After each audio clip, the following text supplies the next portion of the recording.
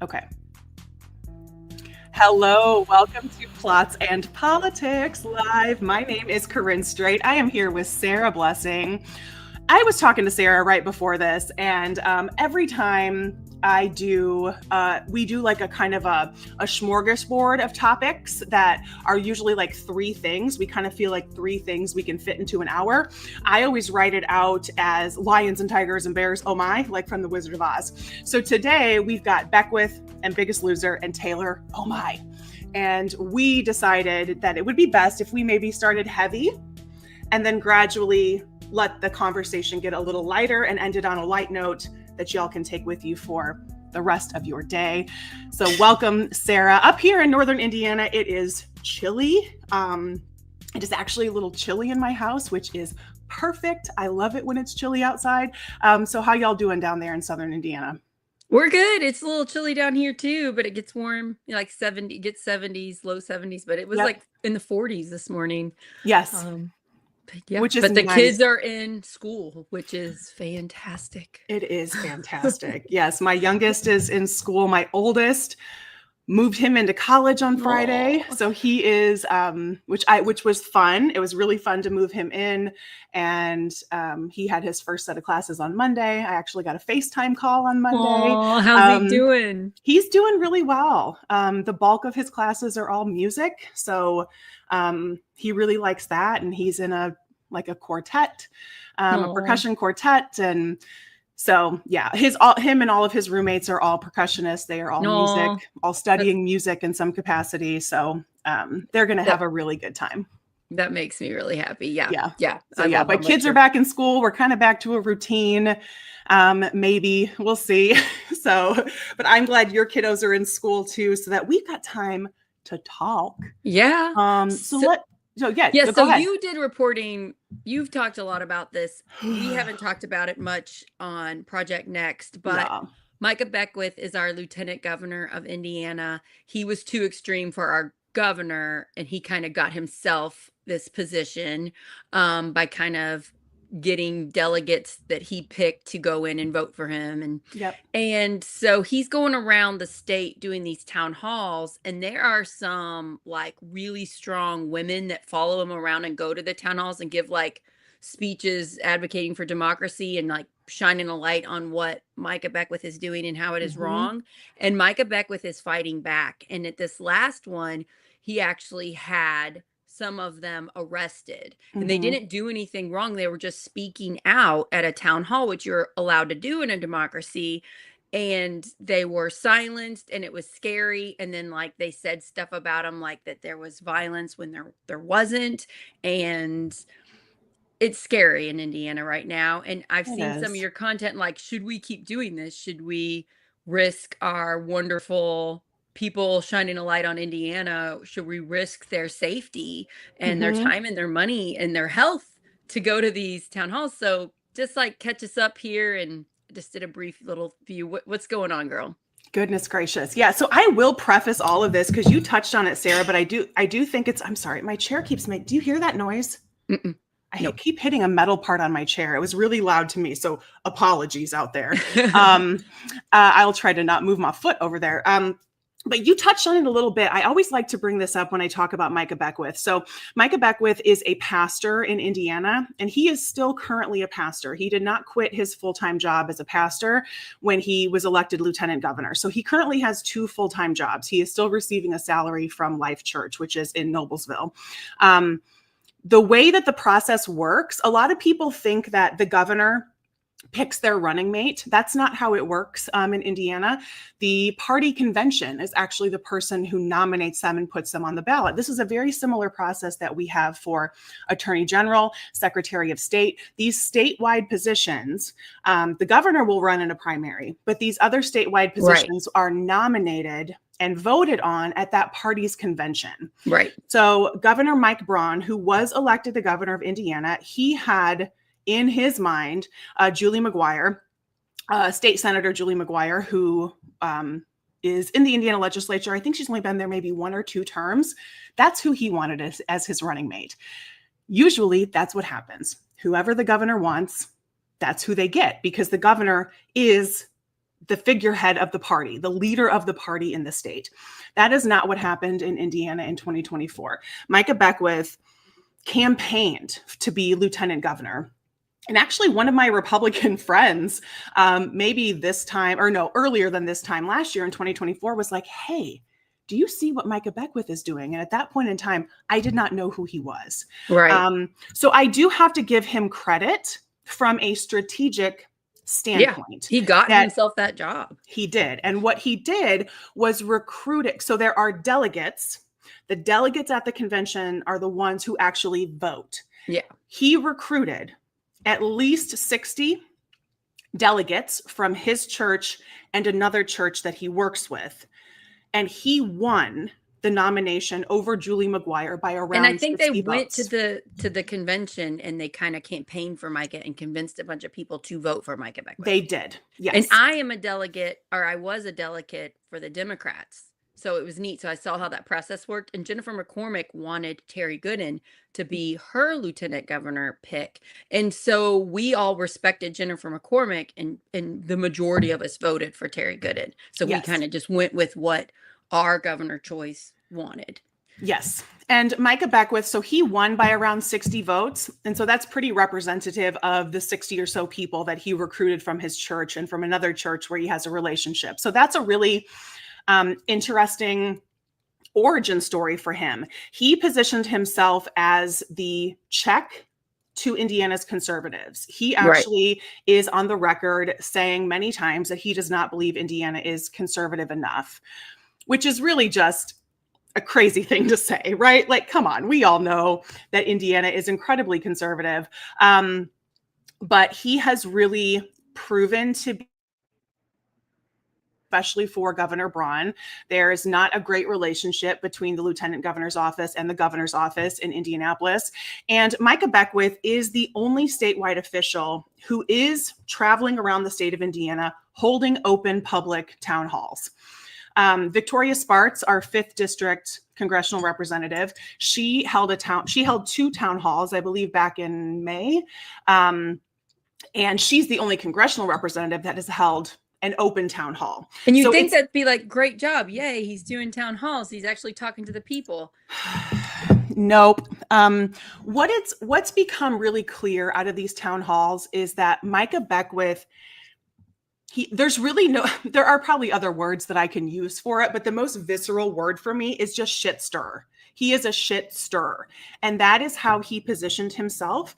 That is how the church members who are delegates that have spoken out about their choosing Micah Beckwith have said he's going to shake things up. He's going to hold people accountable. He is going to mix it up. It's a very Trumpian kind of attitude that he's an outsider. So that's what Micah Beckwith is doing. And he is holding town halls. And after every one of these town halls, there are video clips that come out of the just absolute chaos that takes place. And following these town halls, as I have been doing since he started them, it's amped up. Each one has become more contentious, more volatile. It seems like he likes that. He absolutely loves it. If anybody remembers, Micah Beckwith is the person who just a couple of months ago got national attention for saying the 3/5 compromise was a great idea. And that's saying that 3/5 of a person, a slave is a person. A slave is a person. Yes. So it's a very racist compromise. Or a slave was 3/5 of a person. And so that's how, and it's a white supremacist talking point. It's a Christian nationalist talking point. And he's pushing religion on our kids' schools. Yep. He's done a lot. I'm kind of shocked at how much damage he's done to our state since Mike Braun got elected. Yep. Yeah. It's really scary. And when you look at the footage from his most recent town hall, which was last week, it looked, and I have worked in government and I have hosted governors. I have hosted members of Congress. I have hosted members of the president's cabinet from Washington, D.C. That kind of local police presence for a lieutenant governor town hall is highly unusual. Usually when it's something like that, that is supposed to feel kind of informal and relaxed, it's supposed to feel conversational, you'll have a couple officers there and everybody else is kind of on standby. Like they kind of know like, hey, the governor's in town. They always have their security people with them. So Beckwith has his own security. And in addition to that, there were so many sheriff's deputies there and ready to go. And that was interesting. And so it seems like it was the plan, right? It was a plan. He really loves this kind of attention. And I am not a psychologist, right? I am not a mental health professional. But I do have a lot of experience with people who have abusive tendencies, people who are a bit toxic. Micah Beckwith is a classic gaslighter. In the sense that he is being met with a lot of emotion from people. People are coming there to talk about their utility bills skyrocketing, their homes becoming unaffordable. They are there talking about emotional things. And Beckwith is baiting them. He is egging them on. He is twisting the conversation. There are several examples from that town hall and from others where somebody asks about utility bills and he starts talking about how trans people are to blame for everything. So he's avoiding he's trying to upset people. And it's working. It's working. A woman got very upset. She was yelling at him. She was cursing at him. She was asked to leave. She stood up to leave. The next thing I see from all of the footage that is out there is she is on the floor being handcuffed by sheriff's deputies. After the event, Beckwith went on social media, I believe on Twitter, and said that she quote, slapped a cop. There's no evidence of that. There's no evidence of that. We've not seen any of the body cam footage. The way that these officers were treating her seemed to be pretty out of bounds, pretty unnecessary. Beckwith, of course, being incredibly irresponsible in the aftermath. So it's really... And he mentioned it like mental illness. Right? Oh my God. So as soon as this woman she's walking out of her own volition, she stood up from her chair, she got her purse, and she was walking out of her own free will. On microphone, he said, unfortunately, it is a mental disorder, TDS.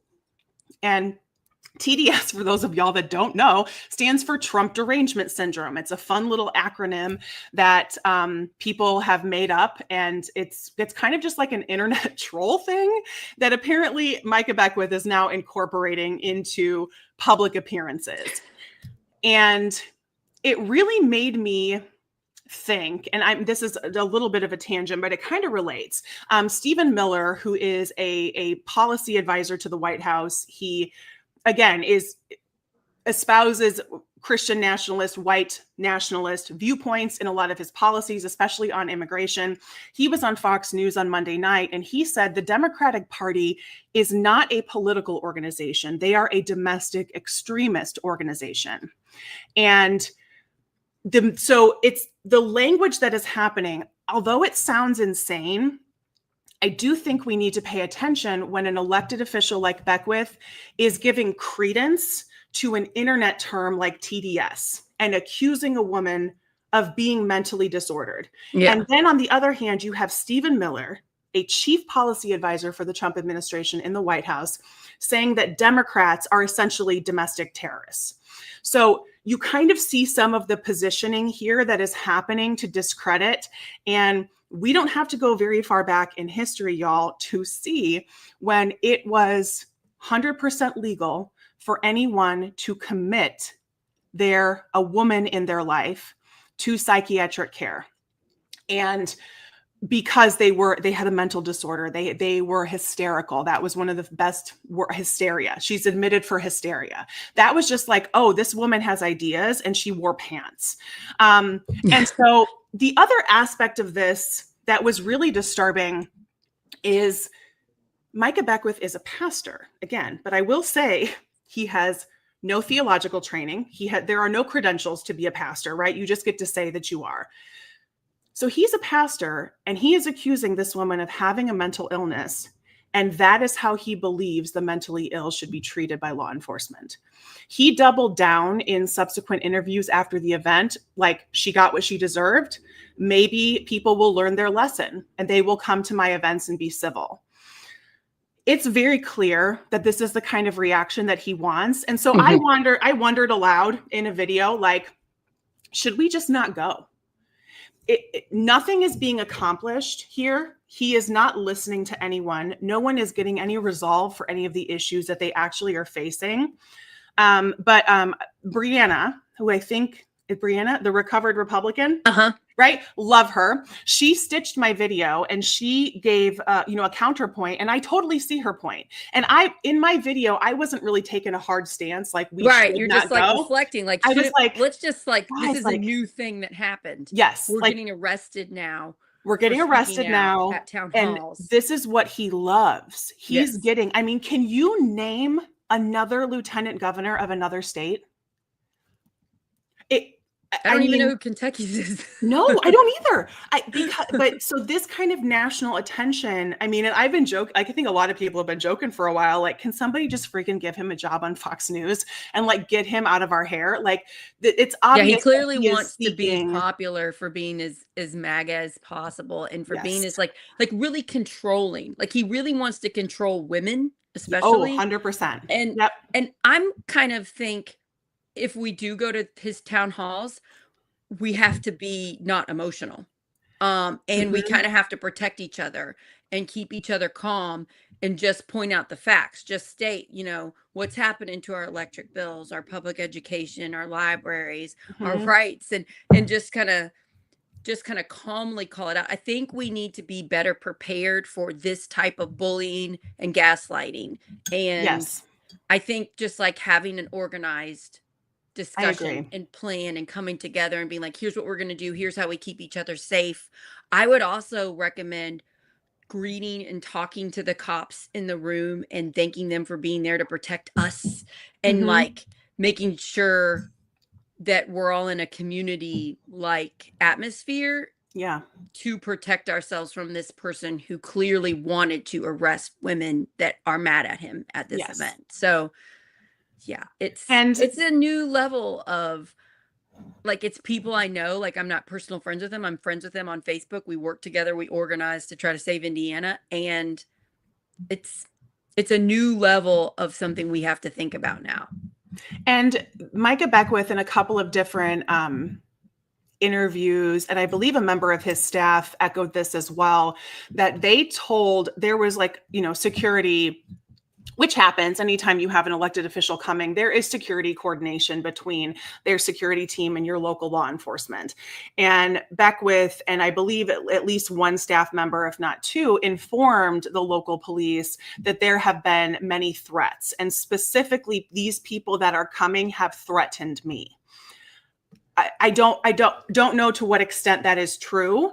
If he is taking threats to mean nasty language on a Facebook post, I don't know. What he's doing. Yeah. People who are upset with what he's doing, that's not threatening him. That's just being upset with their government. I think that's just their excuse to go super hard. That's what I'm thinking. If there was if everybody was primed, and then he is doing that thing that is infuriating of very calmly talking about trans people when someone is upset about their utility bill. And he's very calmly talking about how Democrats are an enemy of the state. It's like, we need to focus on the issues. Yes. And you all, I'm telling you, Republicans don't know in Indiana that Micah Beckwith isn't great and then he's super extreme. The majority of them don't know. So we know because we're watching TikToks, we're watching Corinne's amazing videos on it and stuff. And when we follow our friends that are going to these town halls, but the majority of Hoosiers have no idea. So it's really up to us to explain to our neighbors and to our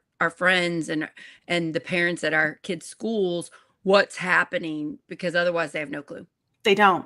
The Republicans in Indiana are not openly talking about this. No. And I think there is a real rub that is happening between kind of, I don't call Mike Braun an establishment Republican. He's clearly a MAGA enthusiast. But he is just much quieter about how he handles. I will always say that when it comes to policy, Micah Beckwith and Mike Braun are in 100% agreement. There's no doubt about that. They 100% agree when it comes to policy. It's more approach and how things are being said. And so Brianna, the recovered Republican, when she stitched my video, I thought her suggestion was great, that there needs to be some kind of, like you mentioned this, Sarah, some kind of coordination ahead of time.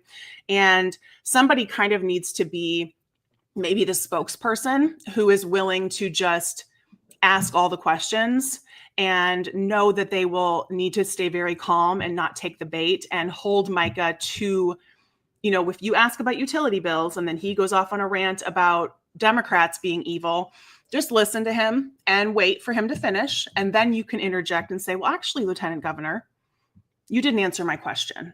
And when we start to capture that on video, right? Because the videos that we are getting now are just chaos and everybody is yelling and booing. Right. And really when Micah Beckwith said the horrible thing that he did about, obviously she has a mental disorder, TDS, that was really difficult to hear because there was so much yelling and chaos. I just think there's a strategic way that we need to go about this. And I agree with her. I agree with that sentiment. Like, let's keep going, make sure that people are there so he knows that he is being watched, but have some kind of strategic coordination ahead of time. And so I've been checking his calendar and his social media. I haven't seen yet if he has made an announcement on the next town hall, when and where it will be held. He has said, oh, of course, I'm not stopping. I'm going to keep going to the people, because his claim is, I want to hear from the people of Indiana. But clearly from the footage, we know that's not really his goal. His goal is to just antagonize people so he gets some good sound bites. I just think it's a really bully control, go around the state and make sure people know what he's planning on doing, and it's going to get done kind of thing. Yeah. Yes. Yeah. It's really, really gross. So we'll keep watching and seeing. I'm going to double check like Facebook page to see if there's next town hall. So maybe we can coordinate with whoever the Democratic Party is in that county, and if they can have a spokesperson or maybe 2 or 3 spokespeople, and put out an answer. There needs to be an organized plan so that we're protecting everybody, and so that we can film it. Let's film his responses. Here's a calm question about policy and Hoosiers being harmed by the bad policies in Indiana, and here's his response. Let's flood social media with that instead of this chaos and this fear and legit people getting hurt and arrested. So, okay, let's move on to the thing I asked you to talk about, which is the show The Biggest Loser. Yes. It's there's a documentary out on Netflix, which I saw last week, or as soon as it came out. I think it came out on like Friday a couple weeks ago, and it was fantastic. I watched so much of that show. I didn't watch all the seasons. I watched most of them up until the last few years. I would run on the treadmill while I watched it, and it would help motivate me to work out. And you watched The Biggest Loser, right? I did. Yes. Yeah. I watched that show religiously. Yeah. Yep. Yeah. And like, I remember a few years ago, bad stuff coming out about The Biggest Loser. Yep. I remember there being like stories coming out about how badly the contestants were treated, and that they were taking some substances to help them lose weight, and that it's actually really bad for you. And so I thought the documentary was going to be just like a slam on The Biggest Loser, but it actually was a very well done documentary. In my opinion, it had people that created the show. Bob Harper, one of the trainers, was on it, a bunch of contestants.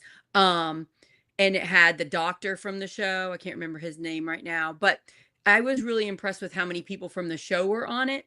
And then once I watched it and really thought about it, it's kind of in the middle. It's like that show was part good and that show was part bad. And I just wanted to talk about it because we have done episodes before about weight, and we've been pretty open and honest about our own struggles with our own weight and how we get treated. And I just kind of wanted to deep dive into that with you a little bit. So like, the good thing about the show, I think the best thing about the show was it helped us have empathy for people that struggle with their weight. Like it really humanized the people, like all of their individual stories. Like, you cared about the people and you wanted them to lose weight. But then, like, do you remember? And you celebrated with them, like yes. And do you remember like, yeah, the transformations were always like amazing. That was a big deal. Yeah. So you get contestants on that wanted to lose weight, and they work out and they diet and they do challenges, and then they weigh in at the end of the week, and the team that lost the lowest amount of weight votes somebody off. And there's 2 teams and there's 2 trainers. You had Jillian Michaels and you had Bob Harper. And then at the end, it would come down to like 3 people, and they would go home for a few months, and then there'd be a live finale. And they would come out, and whoever lost the most weight collectively, percentage wise, would win. And usually it would be a guy that was very overweight because he had more weight to lose, and it was easier for men to lose a lot of weight than it is for women. But eventually women started winning. There was one woman that won, and she clearly lost too much weight. Yeah. And I watched it live. I remember seeing the trainers' faces when she came out, and they went, Ugh. And so that was one of the negative parts of the show. It wasn't about being as healthy as possible. It was losing as much weight to win $250,000 at the end.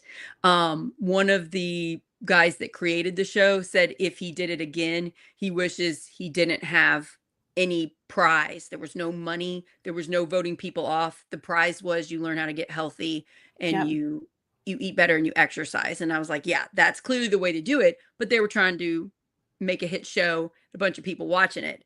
So 2 of the things that were really nasty, one was the challenges that they made them do. Like, they'd make them come in, and they'd have all this yummy food, and they'd have like their favorite food, and they'd be like, they'd get like 5 minutes alone in a room with yummy food. And they'd be like, whoever eats the most calories gets to go home and see their children, or whoever eats the most gets a week with their trainer, or a session with their trainer. Like, they give them some reward if they did something bad. And like, sometimes they'd make them pick up food in their mouth and like move it.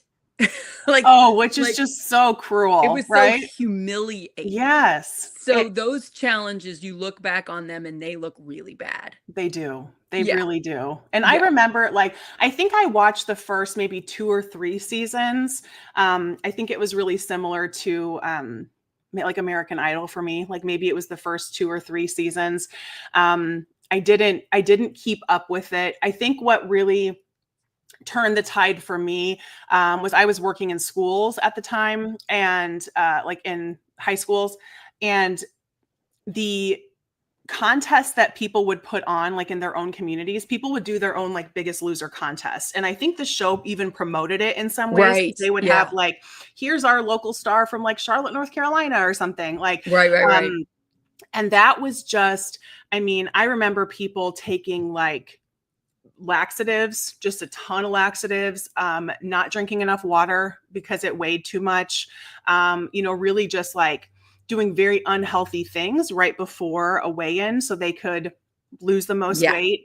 Which is so bad for your body. It's so bad for your body. And I think we, because like when we watched the show, like we totally celebrated, but I think we have a way better understanding now that if somebody's losing like 20 pounds in a week, that's not okay. And that's a lot. And that is not sustainable also. And so I do think there was a circus-like aspect to it that was, oh my gosh, can you believe how overweight these people are?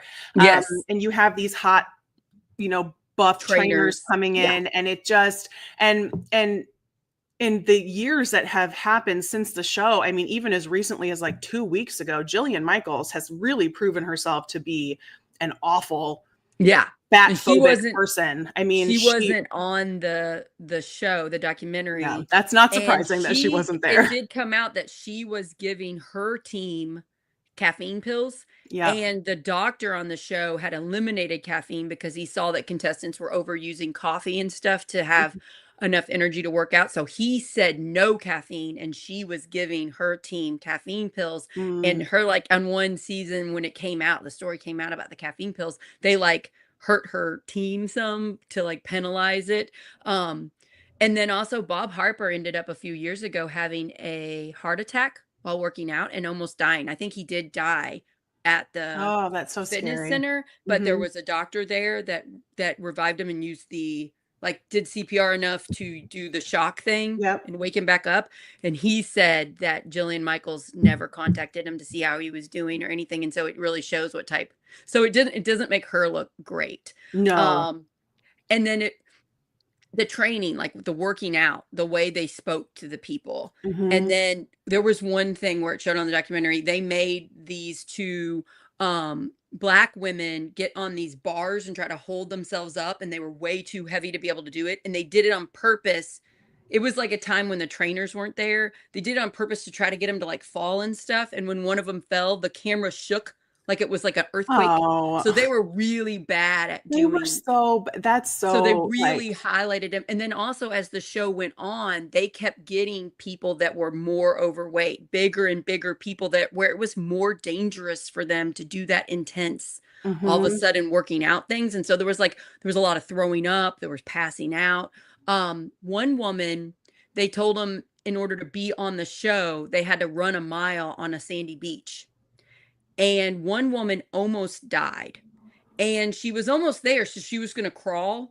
So the other contestants literally picked her up and dragged her across. And then she like stopped breathing and almost died. And they had a helicopter to her to the hospital. And then she refused to go home. She was like, no, I want to stay. I'm going to die if I don't get better. But really that intense running on a beach in the hot for a mile was way too much for her body. Her body wasn't used to it. She didn't go home and she stayed. Well, she was on the documentary. It came out she was in a really unhappy marriage with somebody that was terrible to her. And she didn't want to go home. And when she was on The Biggest Loser, thankfully the doctor really helped her a lot and became friends with her. And I think later on, years later, they did like a marathon together. Oh, that's cool. Yeah, it's a nice story. I like the doctor. But it came out, she realized on the show she didn't want her old life. Like marriage was over. And so she's divorced. I think she might be remarried and is happier now. But I was really interesting to hear her story because she was vilified on the show as being a bad person. And she didn't want to go home.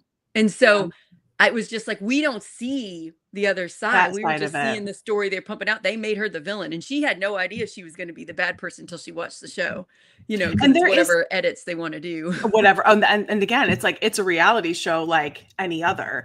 And it's designed to get ratings. And the other, I think upon reflection, we can understand, and I'm interested, I wish I would have had time to watch the doc before we did this show today, but I'm interested to hear, like, obviously, we can snap our fingers and lose all the weight that we want and look exactly the way that we want to look. That doesn't solve all of our problems. Right. And I think there was a way that the show was presented we're not going to look at any of the underlying mental health. We're not going to look at any of the underlying maybe relationship stressors or other family stressors or other health stressors. And I mean, because we understand now what hormones do to weight and weight retention. And so there are so many different factors, and it was just presented in a way of just work harder. And And don't you want this? If don't you want this, it? get up and run and don't stop. Oh, I don't care if you throw up. Get up. That was so like, and to think, and that was very much at a time for me where exercise was punishment. I used exercise as a punishment. That's definitely the way. Yeah. It's like, oh my God, I had pizza yesterday. I'm going to go run extra. Even though like, that's not how it works. But, right. I understand now that like I exercise almost every day because I love it. And I am happy that my body can do that. I'm doing it because I love myself. It's not a hatred thing. But God, thinking about, like, I'm in pretty good shape. Thinking about running, I hate running on sand is one of the hardest things in the world. For a mile would be hard for me, and I run it almost would be every day. hard.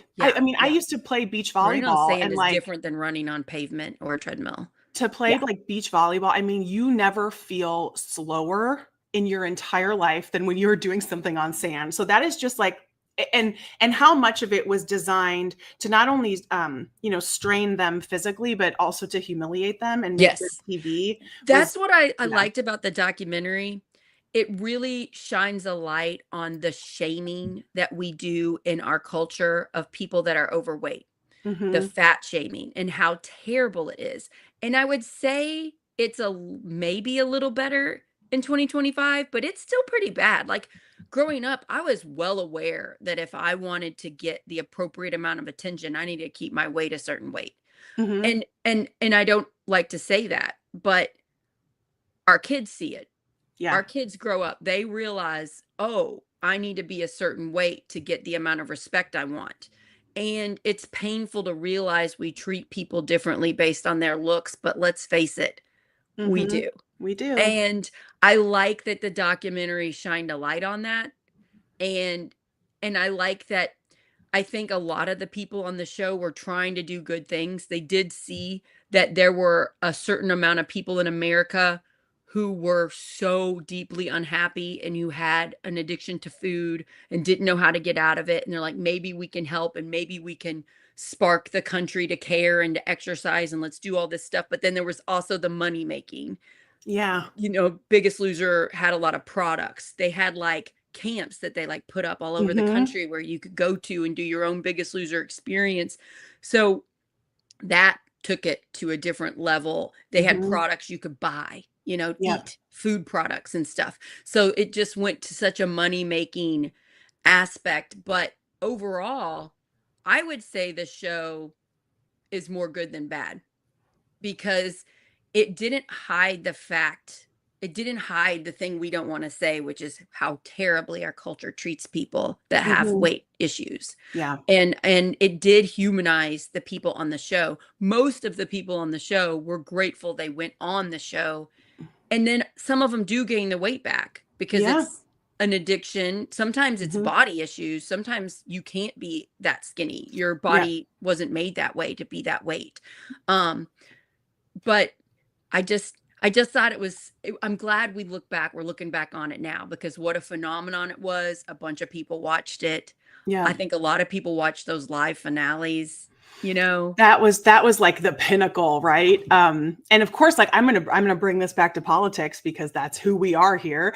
You know, when we look at something like obesity or you know, financial struggle, like obesity or poverty. In the United States, we treat those things as if they are moral failings. And if you are overweight, it's because you don't have any discipline. If you are poor, it's because you don't work hard enough. It's on you. And we really ignore all of the underlying systemic issues that lead someone to become overweight, you know, lack of access to fresh food, overworked, people working so many hours they don't have time. Stressed. Yes. And so everything quickly that you can put in your mouth is loaded with sodium and preservatives and sugar and unbelievable amount of calories. And that is just people trying to get through their day. And so it's the same thing with poverty. Like, we'll just work harder. And people are like, I have 3 jobs. Like, what do you want me to do? I mean, so we ignore the systems that are in place that are keeping people poor, keeping people overweight, keeping people overstressed, which stress also leads to weight gain. And all of these factors together, we're going to ignore it and just say, gosh, well, aren't you a terrible person? And the equation between appearance and goodness and wealth and goodness. Yes. And if you are thin, you must be a good person. If you are thin and rich, oh my gosh, you are a chosen person. And you get more respect in our culture. And you get more adoration. And even though, I mean, I have, being an athlete for as long as I was and spending a lot of time in gyms, the unhealthiest people that I knew were usually dudes who were bodybuilding or in a sport like wrestling that was dependent upon their weight. Oh, yeah. And we don't think necessarily of dudes having disordered eating, but my goodness, it is classic disordered eating, how these people treat their bodies, but we praise it because they look how we want them to look. Yeah. And we're going to demonize disordered eating when someone gets too skinny or someone gets too fat. Then we're going to demonize and judge their disordered eating habits. But if their disordered eating habits achieve a bulk physique or achieve a really unhealthy style of weight loss, we're going to praise that. And And the other aspect of it now is like, we're in a world of Ozempic. We are in a world of like GLP-1s where people are used, which are life-saving drugs for people who are struggling with, the wealthy people get it first. They get it first and they get to look a certain way. I think now it's better. Like I think the access has opened up. Yeah, I think the access has opened up. Yeah. And just the overall, the shaming we do, and because even the people shaming that were on the show that were overweight felt so badly about themselves. I'm sure they don't come out of it feeling better. Like, so they look better, but they've just gone through like a traumatic experience. Some of the people came out, and the training and the doctors and the love and care that they got with the team of people, I would say a lot of the people came out caring about themselves better. Yeah. Like, so like they didn't always do it perfectly, but that was part of the show. Get them to care about themselves. But or believe that they could do it. Like believe that they could do, even though some of the exercise was kind of dangerous and probably too strenuous, especially in the beginning, like maybe work up to that a little bit. But you do see people like when they go up a dumbbell or they do another rep, like that was really cool. Like they learned maybe for the first time, oh, I can do that. Yeah. Yeah. It's just so interesting to look back on it now. I think the biggest thing we could do for ourselves, if you're watching this, is love yourself. Forgive yourself. Stop putting so much pressure on yourself to be somebody you're not, to be perfect, and just freaking care about yourself and give yourself grace. And you work out for you if you want to, you know, and like do what's healthy for you and care about yourself so that then you can care about your family. I just constantly, I've said this before, just see moms put themselves last. And they don't take care of themselves because they have to just give and give and give and give. And it's like, no, you're not teaching your children how to love themselves. You know, be the model you want them to be. And I just think it was I'm glad the documentary came out. I encourage you all to watch it if you like that show, or even if you're just interested in this culture that we're in. But just care about yourself and don't believe the gaslighting, where if you're working multiple jobs and you're stressed out and food's expensive, it's not your fault. It's not your fault. And I always say this, especially as we get older, the importance of strength training, I think, is something that we've learned, especially for women, maybe over the last couple of decades. Because I'm a big muscly person, and the criticisms of, looking mannish or your arms are too big, you look like a man. So people were like afraid to lift weights, especially women were afraid to lift weights. I will always choose to be strong over anything else. I really like being strong, but the benefits that come as we get older with strength and mobility, because those are the things that are going to prevent injuries as you get older. Right. Those are the things that are going to keep you being able to get up off the floor without having to use your hands. Like, go do that right now. Go sit down, get all the way down on your butt and get all the way up without using your hands, right? No hands the whole time. Can you do that?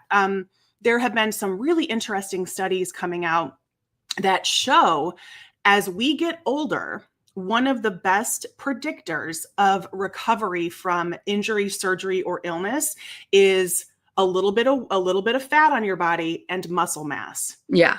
And when you start with that much, your body can lose a little bit because you're going to lose it when you're sedentary and you're recovering from something. And those are the people that are doing better. And I think that's a really different lens on it. As we get older, that fat is really important for us, and that muscle structure is really important. And when you start to rethink of exercise and not only what it does, like you and I both know, Sarah, what it does for our mental and emotional health. Yeah. And then you add on top of that, oh, I am keeping up my bone density. I am keeping up the mobility in my ligaments and my joints. All of that is going to help you live such a fuller life that doesn't have a darn thing to do with your pant size. So that's my spiel. Thanks, Zeke. Zeke said I got to clip that information for my mom and other groups. Yeah, I particularly have a hard time convincing the older women in my life to put balance and muscle first, because they're so ingrained with being as skinny as possible. And it's hard to get out of that mindset of we need to be healthy. But I always I can see it in you, like you glow from the inside out. how beautiful you are Oh, thank because I you. see the self-love. And Mm-hmm. I give myself a lot of self-love too. Yep.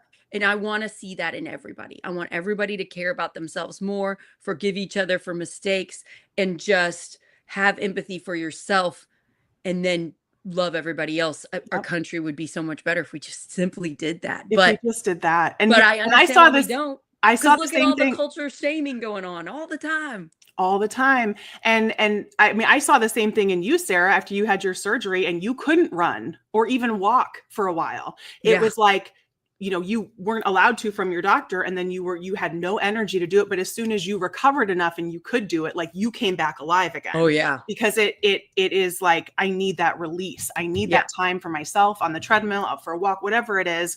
And yeah, I'm hoping that some of that is going away, maybe with the older generations. But a lot, any of us who have like older women in our lives who have been a part of that, like, I need to be as small as possible. They really struggle with an increased rate of bone breakage, and bone breakage that can be fatal, unfortunately, like a hip. Yeah. You need Break. balance, Yep. muscle. And then, like, we're Muscle. supposed to eat more protein too. Before we Yeah. get into this, I just want to give a reminder. If you are a parent with children and your children are online, check their algorithms, because a lot of like Instagrams and stuff, like you've got like a 16-year-old girl, their Instagram is pumping body image stuff, Yep. weight stuff, skin stuff, surgeries, products, swimsuit things, and they're pushing a body image that isn't reflective on most of us. So check your kids' social media stuff and see if they're on a bad path, and see if you can reset it. I know there is a way to reset people's algorithms. You can look it up how to do it. Yeah. But just check what your kids are getting and make sure they're not getting pumped that stuff, because it is a problem. It is. And that's a lot of times they keep it to themselves. They're not going to tell you. They're just going to quietly think they don't look right.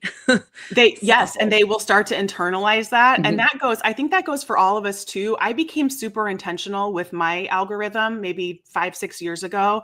Yeah, me too. And I purposefully went and when I was seeing videos that was just a skinny 20-year-old, and no hate to them. Like, I was also a skinny 20-year-old, but that's not where I want to get my health advice from. And so I was purposefully, saying that I was not interested in Yeah, that me kind of too. I do content. the not interested thing. Yeah, It does so help. I can That's a good follow tip. things that, can inspire me and but don't make me feel badly about myself. Right. Because right. Again, it is just marketing. As no matter how mentally strong you think you are, if you see enough skinny 25-year-olds who just tell you're lazy, you're in your 40s, you're eventually going to believe that. So, and I just work. You want to hear I don't talk bad about my body. Like, I No, don't say it aloud. Ever. If I catch myself thinking it, I change my thinking. Same. I learned some of that from you. I think if we all worked on self-love better and our body image, and we looked at things, we were like, I look good. This part of me looks good. Yes. This body helps me do all this work in the day. I'm so thankful for it. Yep. But it's hard because you got to go against the culture. Now, let's move to something I'm super excited to talk about. Hold on. I wanted to say one more thing really quick, because girl. this freaking blew my mind. I'm sorry. And then we're going to move on. No, you're fine. There was like somebody was talking about an experience with a young person in their life. This person is 21 years old, a woman, and they are getting, what do they call it? The plastic surgeons, call it baby Botox. These like 20-year-olds are being encouraged to get baby Botox because it lays the foundation for them to not have wrinkles then when they get older. So they don't even have wrinkles, but they're getting Botox like in the trouble spots. That's a thing. That's insane. That's crazy. And they're like scaring people. What's so funny is like they're using faces like yours and mine as like cautionary tales. Like, they're putting up like Corinne and Sarah's face to be like, look at these hags in their 40s.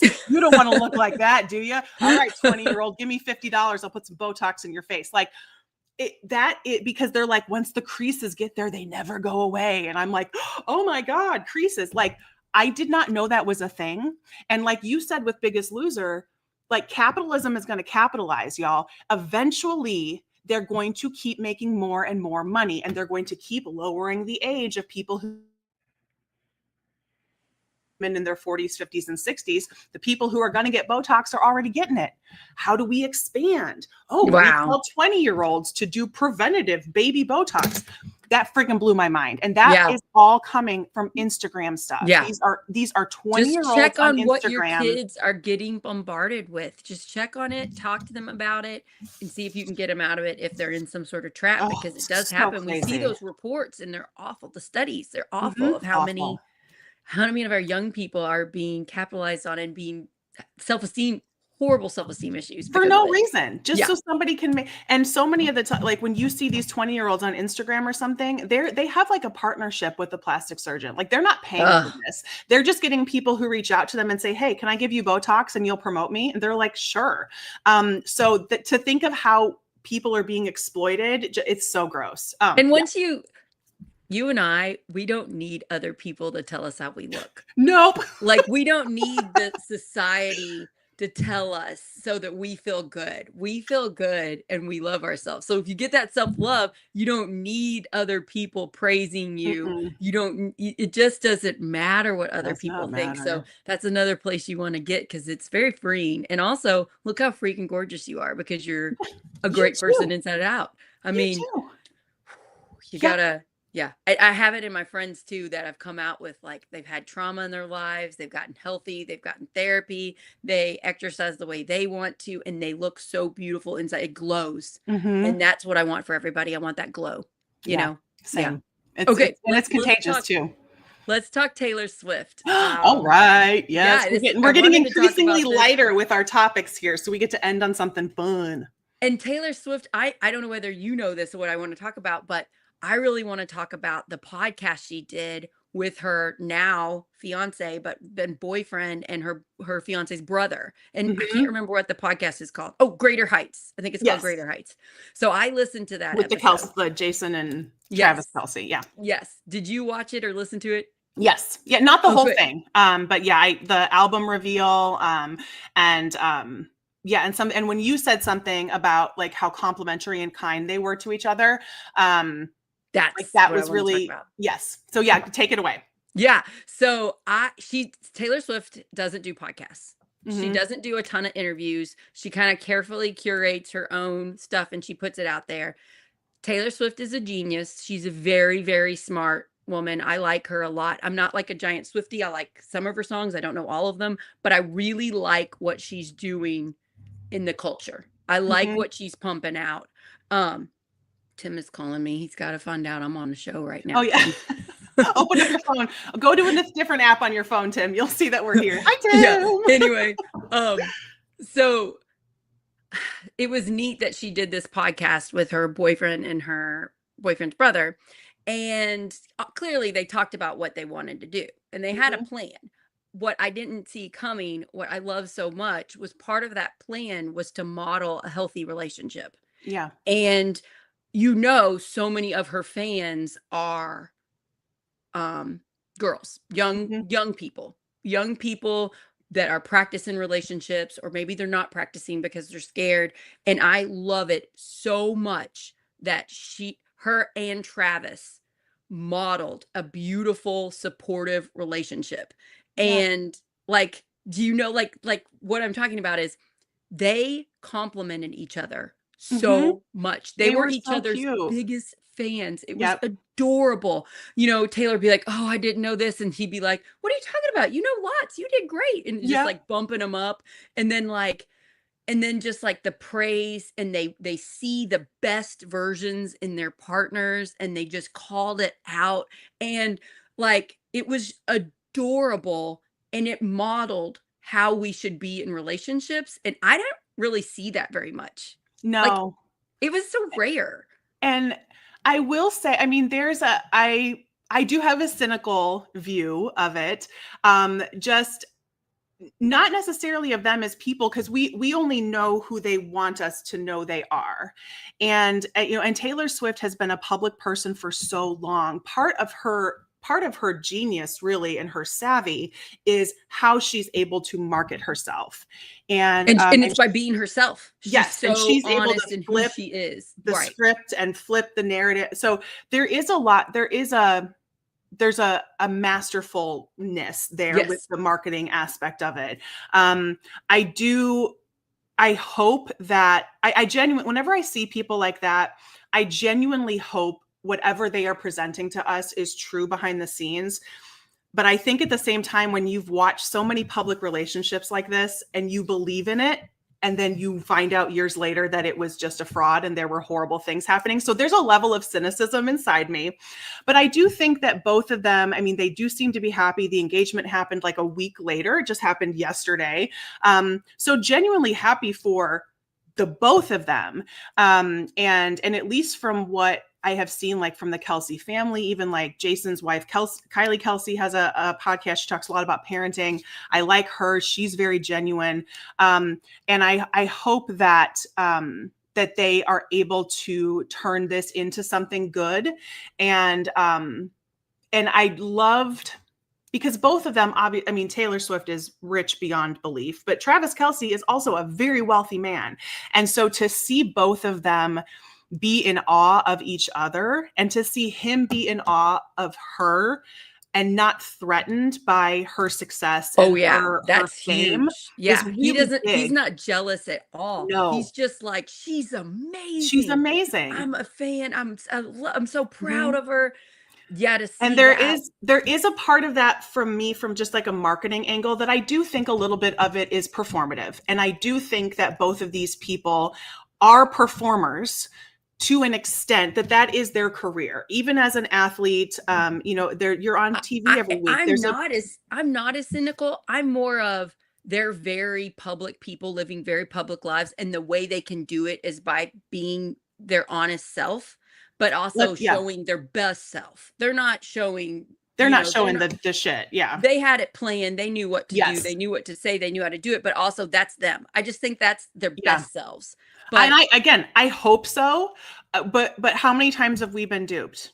I think there's a piece of it that's I do not think it's. I never thought, people did think at the beginning that all of it was like a PR stunt. And I never thought that, because I just thought she needed a public person because her life is so public. So it's good that she found somebody that likes to be public too. And I think that's what I always saw. I didn't see that this was a stunt for either of them, because I don't think that either one of them needed it. And he was at the top of his game. She was going on the Eras tour. Like, neither one of them needed the publicity. So that never made any sense to me. Another thing that was nice about this long podcast about them is they really knew about each other. They know about each other. They care about each other. They care about each other's hobbies. They get involved in each other's hobbies. They care about each other's families. They know a lot about, the other side of the family. And I know that when she decided to do that podcast, one of her goals was, let's model a healthy relationship and let's show my fans the expectations they should have for a partner, but also like how they should treat that partner. And I hope all the Taylor fans saw it, and I hope they all got inspiration for what a relationship should be like. And also, that's not what most of us saw growing up. That's not what I saw I did not see my parents praising each other. I didn't see the fans, and I think, wow, if that was modeled for me growing up, how much nicer would that be? Yeah, how much nicer, because I could have done it. I could have led it and then expected it in my partner. And that's sort of what I'm doing now. I'm in marriage counseling, marriage therapy now for the first time in my life with my husband, because we just had a few little issues we hadn't worked out yet, and we're getting them worked out. And it is such a beautiful thing. And I'm so proud of my husband that he's willing to do this with me. And I'm learning part of what makes a healthy relationship is being vulnerable with your partner and expressing your needs and what you want. And, not just like doing something and thinking in your head, they should act this way to me. No, I tell them, I need this from you right now. And then they give it to you. And then my partner says, I need this from you right now. And I give it to him because I love him. It's such a different way of thinking about relationships. And I'm just so appreciative. She modeled that, Taylor modeled that, and Travis seems like a great guy. I understand why she likes him. And he seems like her biggest fan. Like, how wonderful. And how much of this too for Taylor, like, is she didn't settle. You know, she's in her 30s. She waited until she knew what she wanted. She waited until she found the person on her dating people. A lot of judgment on her dating around when, you know, men are not going to get that judgment for dating around. A lot of jealousy because she dated like some like hot celebrities. So there's a lot of jealousy with that hate. And then a lot of sexism that men are allowed to do that, but women aren't. Women aren't. And I don't know if you saw this because, of course, right on freaking schedule, the trad wife movement, you know, which traditional wives, if for those that don't follow, it's like a whole thing on Instagram or whatever. The trad wives started picking up the engagement announcement, and we're talking about it as finally, oh my gosh, Taylor is rejecting her single feminist life, and she is finally embracing that her highest calling is to be a wife and a mother. And this is the first time she's ever which I don't think they've talked about kids. That's not anybody's freaking business if they're ever going to have children. And it's not anybody's business if they're going to get married. I mean, they decided to make that a public announcement, but it's nobody's freaking business. Like, right. So to say like, she's finally going to be happy. No, it's such crap. She's modeling you date, and then you keep going and you keep growing and you're changing as a person, and you got to find that partner that will change and grow with you and love you and be your cheerleader. And that's hard to find. It's hard to find someone like that. I'm divorced. I've been in a few relationships, and I feel very lucky for the one I'm in now because he will learn and grow with me. Yeah. And so yeah, that's crazy. I didn't know that was it's awful. It's really awful. And they are like, I've seen several different like trad wife influencers that are like, they're openly praising her, and they're saying like, thank you. So, and they're not talking about modeling a healthy relationship like we saw on the podcast. They're talking about finally modeling, Taylor, like, you have a responsibility to show all of these young girls that being a wife and a mom is the best thing you could ever achieve. And she has been the symbol for, you know, the single cat lady or whatever that became a thing during the last election. And so they're really spinning this and presenting this in a way which is obviously really gross, and it takes away her autonomy as a person, and it takes away all women's autonomy as a person. And I sincerely hope that there is no little girl out there that sees that. What I hope they see is that she spent, what is she, 35? I think so. I mean, she spent her 20s and most of her 30s figuring out who she was, building a career. I mean, there's a reason that the Christian nationalist conservative movement wants women to be married at 20, because we are stupid when we are 20. They want us to get married. They want us to have a bunch of kids, and they want us to be trapped.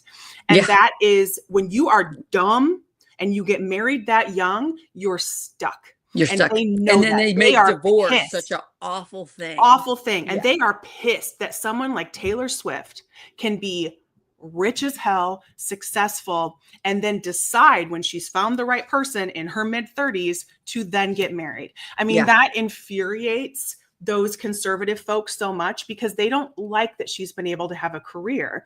And so they're capitalizing on this piece of it. That's like, look at, and one of the posts that I saw, somebody said, she's going to regret for the rest of her life that she has thrown away her best childbearing years. Oh my God. How disgusting is that? Stop talking about her ovaries. Like, what is wrong with you? And then something Taylor said that got shared a lot was she made a comment about, you know, the people commenting about me, it's not about me. And I don't need to be involved in it. And I don't need to let that bad energy affect my day. And it's like, it's about them. They're projecting their fears and their agenda on this person who's very famous. And I think that's a good way to look at life too, because think about how much hate she gets. She gets a lot of love too, but she gets a lot of hate. And she's just like, that's not me. I don't need to look at it. That's not a part of me. I'm just living my life, and I'm going to model what I think is best for, you know, I'm just going to model what I think is best for my life, and hopefully it'll help you with yours. And I watched her documentary that she made a couple years ago, and she was dating somebody else, an actor. And I forgot what I was saying. In her documentary Is it the Americana one? Yes. Have you seen that one? Yeah.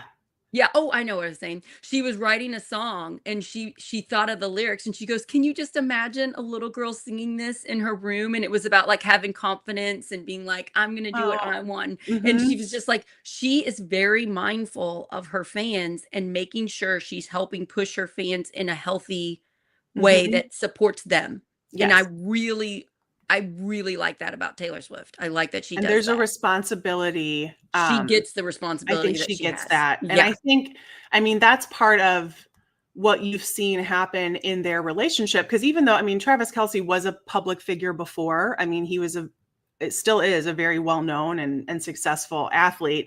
But I think he's also has started to realize the power that comes from the platform and the responsibility that is required, because you can really, I mean, you can affect culture, you can affect conversation. And she already has. She Yes. already has affected culture, and she continues to do it in a really beautiful way that I have just so much respect for her. Yep. And I'm gonna, I'm online, I'm sharing a lot about my life with you and on these shows. And so I definitely take her advice on how to handle the online hate, the trolls. Yep. I get some of those. And it's just like, it's not me, it's them reflecting their life onto me. And and for me, like, and I'm sure it's important for her as well. But I don't, whether it's positive or negative, I don't take any of it with any authority. So if somebody is saying glowing, amazing things about me, and it's not somebody that I know, I appreciate it. It's lovely that they're having that interaction with me online, but I also know that that's based on my face on a screen. And so you have to take all of it, good and bad, with a grain of salt, because if you start believing your own hype, that's also really dangerous, and you start to lose your sense of self. I like Shaq. Shaq said on my favorite podcast, The Armchair Expert, with Dax Shepard and Monica Padman, he said that he only takes advice from people that are his equal or are better than him. And so the people that are, that are trolling him online or whatever, it's like, it doesn't even matter. They're not at his level. They're not doing what he's doing. And I think that's a good way to look at things too. Like, you just don't, because you get so much more than me. You're internet famous. I mean, you've had posts that over 1 million people have seen. Yeah, that's wild. Which is really cool. And so you have to learn how to not take both the praise and the trolls, because if you take the praise, then the trolls hurts. Yes. So you got to just you can't take any of it. So that's, I mean, when I get lovely comments from people like you, or other friends or family like that comment on something that I'm doing online, that carries a lot of weight. Whether and the people that I don't know, it's lovely to see nice things, but how much of that is real, I don't know. And so I'm not going to put any real stock in that. It's not going to change my tomorrow. Like, I just want all women to follow this model, the Taylor Swift model of how do you handle being you in this culture that scrutinizes women so much. And I think she's done it well.